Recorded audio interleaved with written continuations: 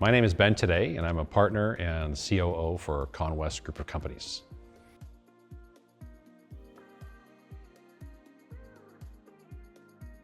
Yeah, these are really challenging times, and with change, the amount of change, the pace of change that we haven't seen probably since the end of World War II, there's a lot of fear in the market, and you can see it manifest in lack of action.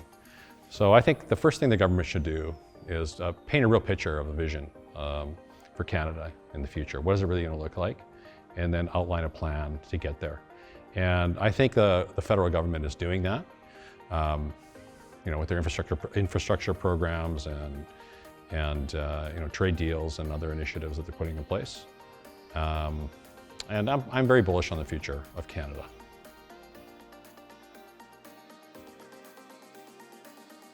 Well, I think everybody in the nation understands the history of the country.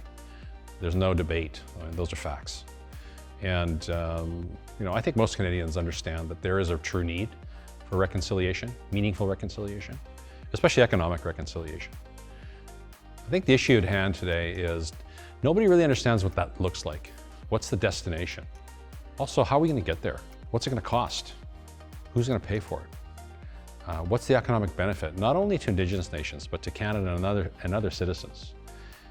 And there's been some legislation passed federally and provincially that's created a lot of fear amongst non-Indigenous groups.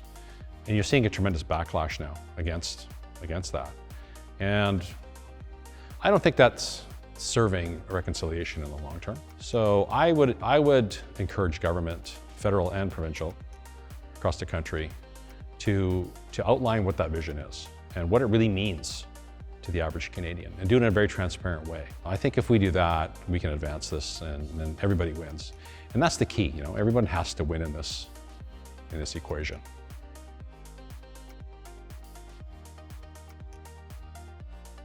Well, it's no secret that Canada has a productivity issue, right? And I think that productivity issue results from a complete lack of investment across the country in infrastructure that only the government can actually fund and build.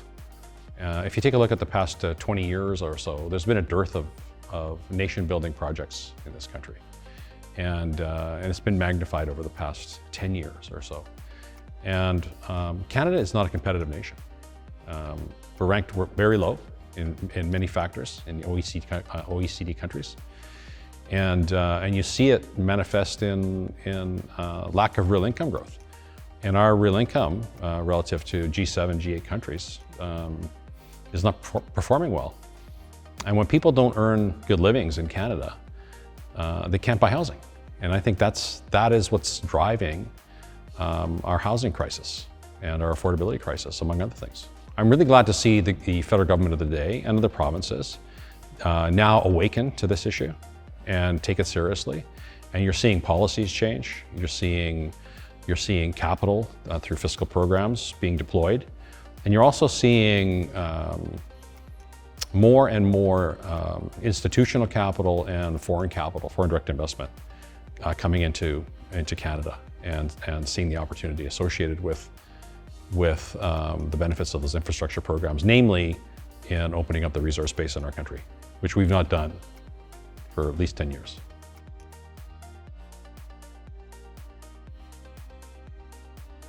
I think you have to really understand the Lower Mainland industrial market. It's very different than other jurisdictions in Canada. And it comes down to the land base. The land base is very fragmented. There's a lot of small parcels. It's very different than Alberta, for example, that has very large parcels of land. They can cater to a very different market out there.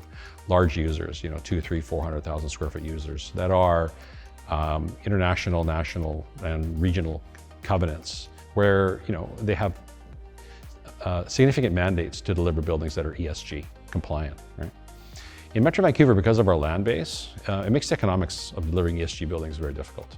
So we have to rely on energy codes that are passed by the province and other municipalities in order to deliver those types of amenities, if you want to call them, or factors in those buildings. And I think that's what most developers in Vancouver are doing to meet the needs that are outlined by government. I think without the regulations, I'm not sure what would happen out here.